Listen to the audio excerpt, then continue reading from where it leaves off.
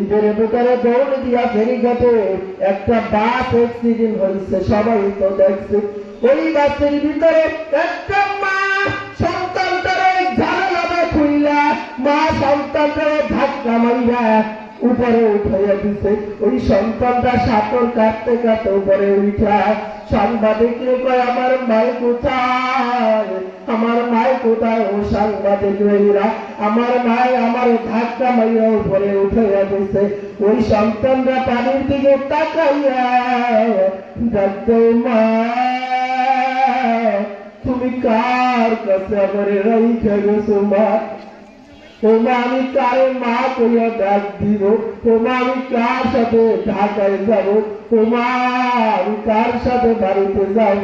101 সন্তানের বাবা কান্না করে আর কয়, ও সাংবাদিক ভাইরা, ও সাংবাদিক ভাইরা, আমি জানি আমার মেয়ে বাইসা নাই, আমার মেয়ের লাশটা একটু দেখাও না, একটু উঠাও।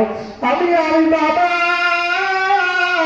আমি মেয়েটারে এত মহব্বত করি, আমি মেয়েটারে এত ভালোবাসি, আমার মেয়েটাও লাশটা আমি এক নজর দেখবো।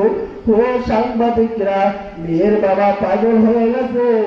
বাবা বুঝাইতে চাই আল্লাহর মায়া কেমন আর মা বাবার মায়া কেমন। ওই আল্লাহর মায়া তো কম না, কম না, কম না রে বাবা।